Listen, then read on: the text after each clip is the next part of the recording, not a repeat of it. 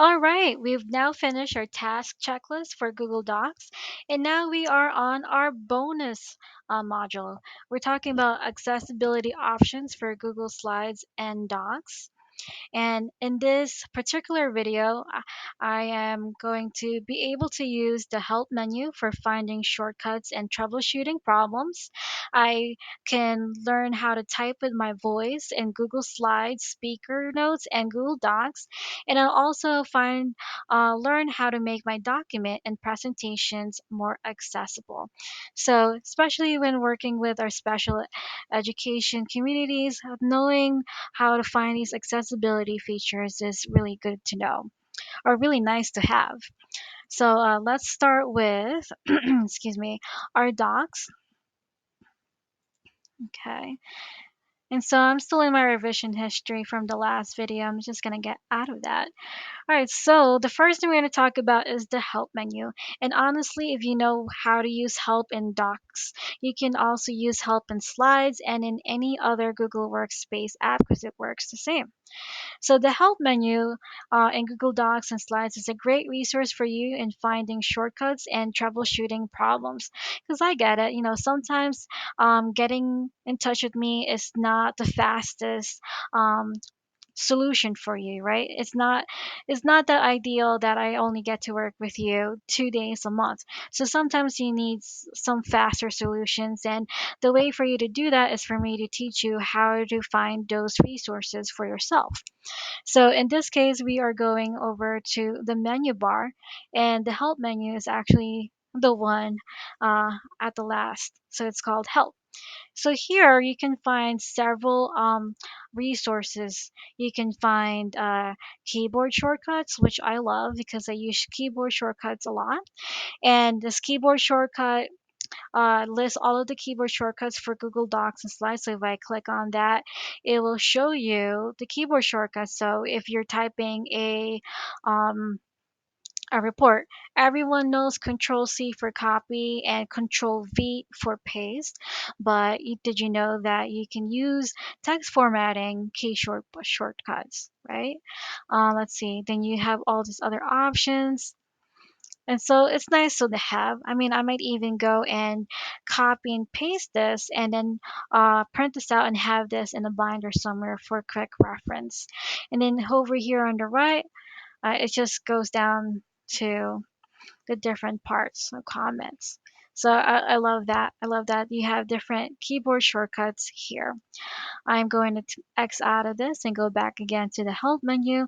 And in the help menu, you can find other things such as training videos. You can find updates. So maybe something's not working and you need to know if there is an update, then you can go here and see if there's an update and then run your software. Uh, let's see, also the training one, which I mentioned before. But if I click on that, this is nice. Like, you don't even have to wait for me to hand this to you guys. Like, you can do a quick start guide. There's a cheat sheet, a productivity guide. So just lots of stuff for you to, to find help when I'm not around or I'm not quickly available to you. So that's some of our training. It leads you straight to the Google Workspace Learning Center.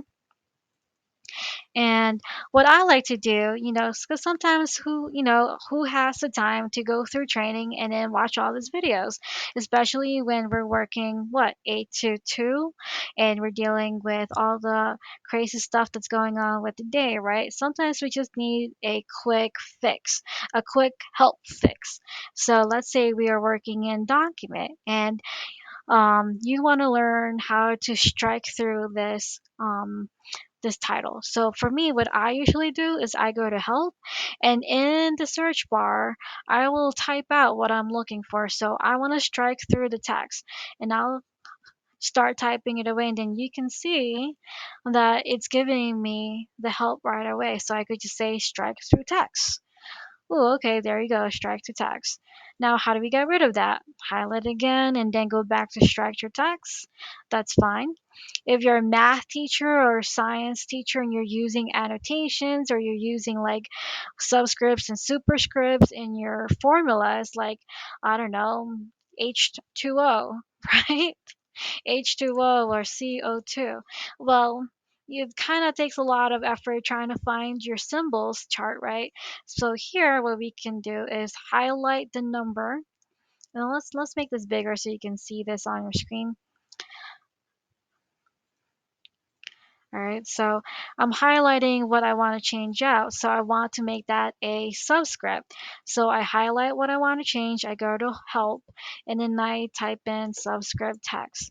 And there is the proper chemical formula for H2O. All right. And same thing for CO2. We'll highlight what we want to change, click help, and then just type in what you want to use.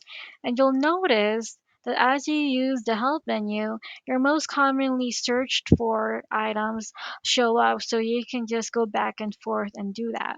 So here's my subscript H2O CO2. So just a little way that we can do that. What about if I'm not around and you're unable to get my help regarding the translation, right? Like maybe you don't have access to the video again, so you need a quick way to find out where you can get the translator tool. So then you go back to help and you type in the word translate, or even just a few letters of the word will pop up automatically, some commonly searched phrases. So here's translate document. And then here's how we did this before with translation. Okay, so this is just a really nice way to use the help, uh, the help menu document. Now let's talk about our other feature here, which is typing with your voice. Because sometimes we have some students who, you know, their thoughts go much faster than their fingers on the keyboard, right? Or maybe there are some ability issues. So we can turn on the option for them to have them type with their voice. It's a great way for you to save time and effort, and a great way for the students, to still do their projects or their reports, especially if they have a lot of text to type. So to type with your voice in Google Docs or Google Slides, and again, like I said, many of these things I'm sharing with you can be interchanged with what app you're using. Uh, what we're going to do, I'm just going through a blank space in my document here, and I am going to click the tools on the tools menu bar and then select voice typing. All right, so what you'll see is that a microphone icon will appear in the top left corner of the screen.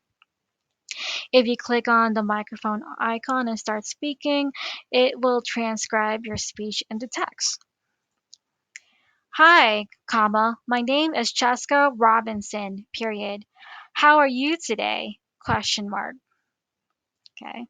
So there you go. It transcribed. Jessica is not really the way I spell my name, Jessica. So you just got to tell your students that you just need to go back and fix some of those grammatical errors, right? So change Jessica to Cheska, make this into a capital letter H. It is very important to know, if you were listening before, to make sure that you speak the punctuation out loud. So when I said hi, comma, you have to be able to say that so that the translator or the voice typer will actually write down that comma. Or when I said question mark, the transcriber will actually write down that question mark in your text. Okay. Now, I don't know about you. Sometimes I will use voice typing, sometimes I don't. And the only reason why I don't use it as often is because my accent comes out.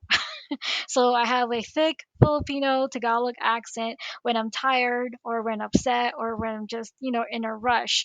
So sometimes voice typing will not get all of my words and then you just get frustrated, right? I get frustrated.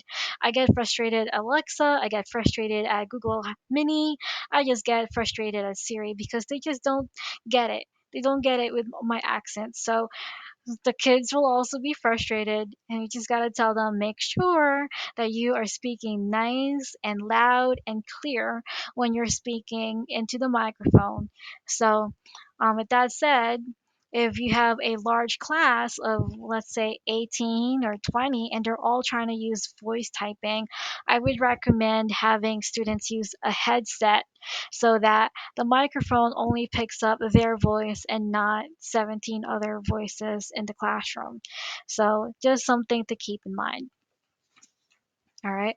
Okay, so let's go on and talk about other accessibility features here to help make your document and your presentation more accessible. Let's see. So we talked about alt text images before. Let me just X out on my microphone here. So you've seen that in slides when I added the pictures of the cats and YouTube video of the world's smallest cat, and then even here with Google George Washington. So alt text is a description of the image that is read out loud to people who are using screen readers. And to do that, all we need to do is right click on the image, click alt text, and then type in what you want it to say. So this is a full body portrait of George Washington carrying a hat and scroll. Okay, you can be as detailed as you want or as minimal as you want. And that's how we add an alt text. Other tips to keep in mind is to make sure that we use consistent font sizes and font styles. There is a specific font here that we can use for students with dyslexia, but I don't think it is loaded into my font account. But if you have it on yours, go feel free to look for it. It's called Open Dyslexia, and that's typically the font that we can use in our presentations, in our docs, especially if we want our students to read it out loud. It just makes it easier for them to read. Other things, you might want to use high contrast colors, especially for students with vision, with who might need to amp it up a little bit. It's people with low vision. So we could change this. If this is too hard for them to see, we can actually go to File, Page Setup, and we can change the background color to black. Okay, and it just turns everything to black. And then I could just select all and change my color of my text to white. And then of course it just changes all of this. So what I can do is I'll just fix that as well, and I'll get rid of my highlighting and I'll just change that text to white. Let's get rid of this. All right, so this is what I meant by saying using high contrast colors. All right. And the last one here is make sure you add your headers and footers. Your headers, we don't really need to do that because we used the style format for title and subheading and then regular text. But if they cited something, you can use the footer, and we could do that by going to insert and scrolling down to footer. Okay, and then we could, if they had a cited a specific resource or have some citations, they could add that there as well. Okay, so that is how the help menu, then voice typing, and some of our accessibility features in Google Docs and Slides can help you save time and effort and make your documents and presentations more accessible to a wider audience.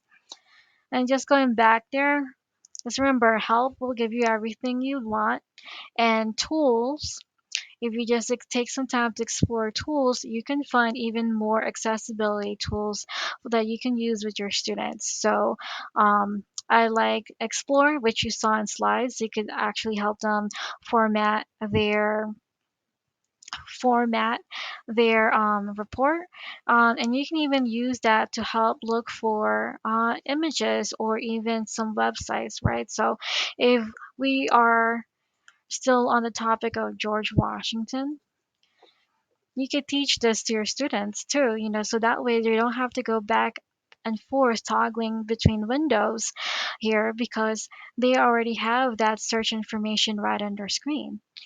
So just teaching them proper citations and that we're not plagiarizing, we're not copying and pasting like Mrs. Robinson did over here. I just did that for training purposes to have some text to translate. All right. And let's see what else. And there's also the dictionary, and then the two that we just went over, translate and voice typing. If there's other accessibility issues, you can click on accessibility.